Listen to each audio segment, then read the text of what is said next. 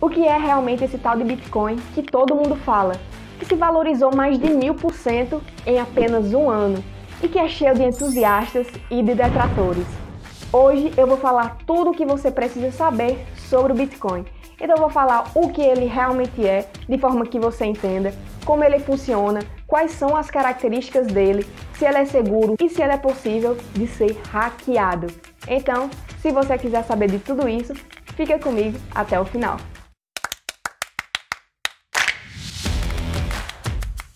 Fala galera, meu nome é Laureline e sejam muito bem-vindos mais uma vez ao meu canal Negócios Arretados. O Bitcoin foi um dos ativos que mais se valorizou no ano de 2020. Ele foi de 7 mil dólares para 30 mil dólares, uma valorização aí de 321%.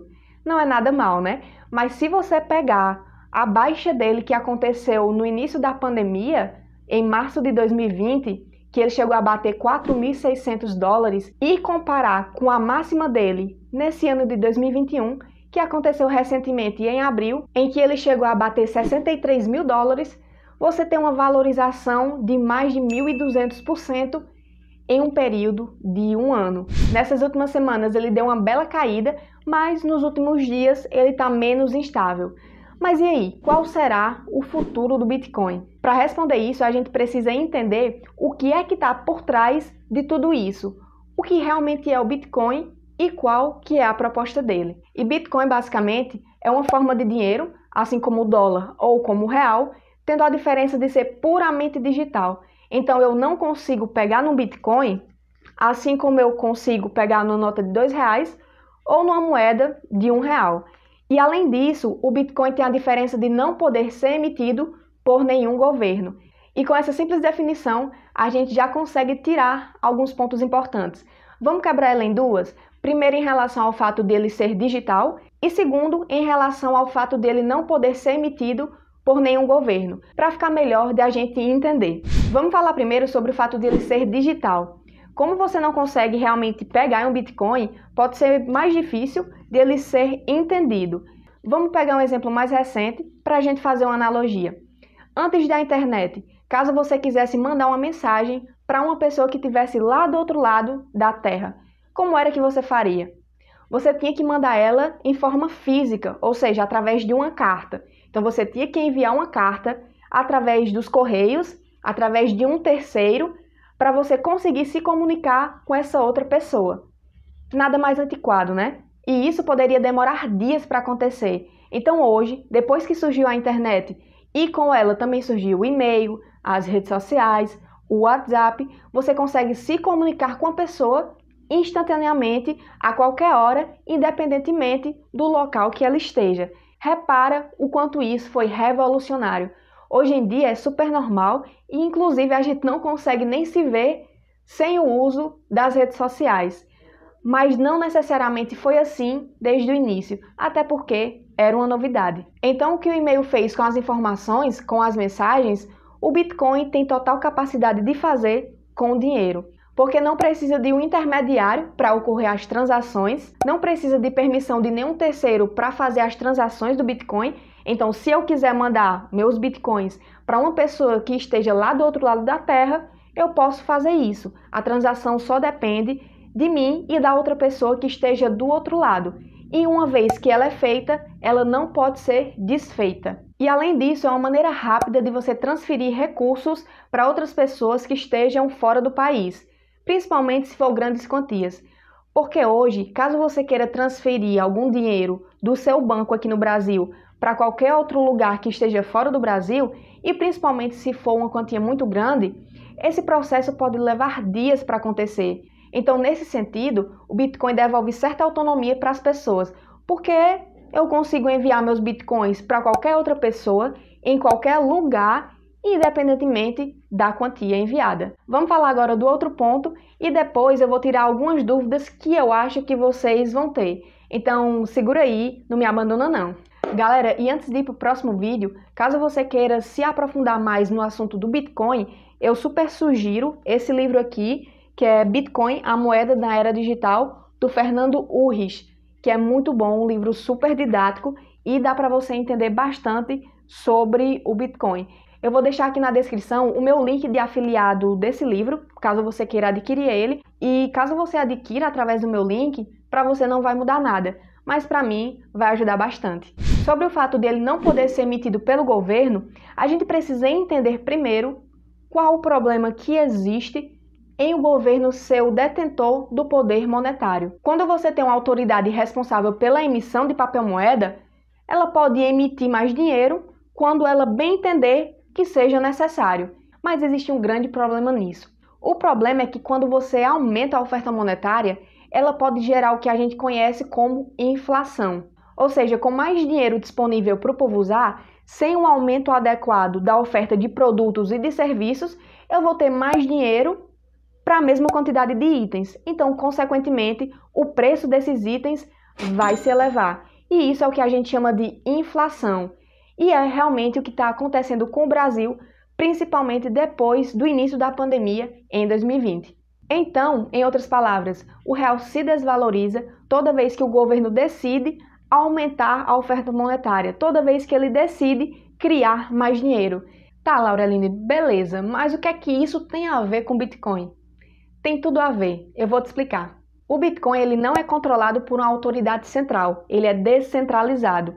Inclusive, até o criador dele, Satoshi Nakamoto, a gente não sabe nem quem é de fato. Ele pode ser um homem, pode ser mulher, pode ser um grupo de pessoas e hoje a gente não sabe nem se ele está vivo ou se está morto.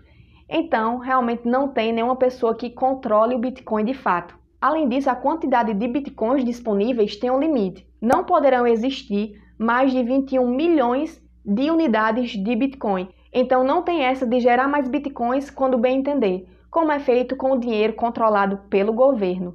Então, ele não tem como sofrer uma inflação nesse sentido de gerar mais unidades da moeda. Então, se a oferta é limitada e se cada vez mais pessoas quiserem aderir ao Bitcoin, pela lei da oferta e da procura, o preço dele naturalmente vai se elevar. Então, ele estaria, na verdade, sofrendo uma deflação, que é o contrário da inflação, ou seja, a moeda estaria se valorizando ao longo do tempo. Então, à medida que o Bitcoin se torne mais popular, caso isso realmente aconteça, como eu não vou ter Bitcoin para todo mundo, as pessoas vão querer pagar mais por ele, tendo em vista as suas vantagens. Exatamente, você pegou a ideia. Vamos aqui para algumas dúvidas que você pode ter. Primeiro, o Bitcoin é seguro?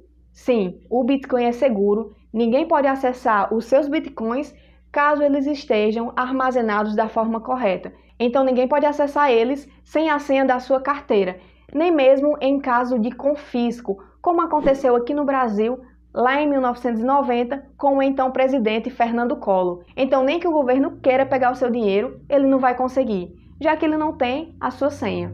Tá, mas quem controla essas transações, quem verifica se realmente elas são verdadeiras e onde elas ficam armazenadas? A resposta para tudo isso se chama blockchain, que é um sistema de rede de dados em que são armazenadas todas as informações sobre o Bitcoin, inclusive as transações, no que a gente chama de livro-razão, que é um registro público com todas as movimentações ocorridas no Bitcoin desde a sua criação e que todo mundo pode ter acesso. Então, com isso, todas as novas transações, elas são verificadas de forma a assegurar que realmente aquela pessoa tem aquele Bitcoin, que ele ainda não foi gasto e, portanto, que aquilo é uma transação autêntica. Ei, mas será que alguém não pode ir lá tentar modificar o livro e tentar hackear o Bitcoin? Vamos lá, o blockchain ele conta com a criptografia de ponta e existe uma ordem cronológica em todas as transações que são registradas nele. Então vamos supor que uma pessoa quisesse modificar uma transação que ocorreu há uma semana. Para isso, ela teria que modificar todas as outras que ocorreram depois dessa transação, por conta desse vínculo que existe na rede. Então, digamos que não seja uma tarefa tão fácil de se fazer. Inclusive, um renomado pesquisador de segurança americano chamado Dan Kaminsky, eu não sei se é realmente assim que se pronuncia o nome dele, mas ele tentou hackear o Bitcoin em 2011 e não conseguiu. Mas e aí, qual é o futuro do Bitcoin? Galera, é fato que o Bitcoin ele traz consigo uma ideia revolucionária que devolve para o indivíduo mais poder sobre o seu próprio dinheiro. E por ele ter uma oferta limitada, ele tende a se valorizar mais caso ele ganhe mais confiança das pessoas. Eu, inclusive, tenho um Bitcoin, super acredito na proposta dele, Mas claro que não dá pra gente bater o martelo e dizer que realmente vai dar certo e que ele vai vir a se valorizar muito mais. Até porque a gente não consegue prever o futuro. O que a gente consegue é entender os conceitos e os fundamentos que nos levam a pensar que ele é uma boa alternativa de alocação de recursos com o objetivo de preservação de patrimônio, principalmente ao longo do tempo. Tá, beleza, mas o Bitcoin ele é muito volátil, ele muda de preço o tempo todo. Não é perigoso eu ter um negócio como esse? Sim, total. Realmente não é interessante que você aloque uma grande quantidade do seu patrimônio em apenas um ativo, e principalmente em um ativo tão volátil quanto o Bitcoin. Mas isso não impede que você arrisque um pouco. E tem mais alguns pontos que você precisa ter em mente antes de investir no Bitcoin, mas esse fica um assunto para um outro vídeo. E se você quiser realmente que eu fale mais sobre isso, deixa aqui nos comentários, fala mais, Lauré. Bom, eu espero ter te ajudado a entender melhor sobre o Bitcoin e como ele funciona. E se você ficou com alguma dúvida, sinta-se totalmente à vontade para colocar aqui nos comentários que eu vou estar olhando todos. E caso você tenha alguma sugestão de vídeo que eu possa estar trazendo aqui para você, deixa nos comentários também. E se curtiu o vídeo, deixa um joinha, isso vai ajudar demais o canal. E se inscreve caso você ainda não seja inscrito, ativando o sininho de notificação para você não perder nenhum conteúdo. Então, eu vou ficando por aqui e até o próximo vídeo.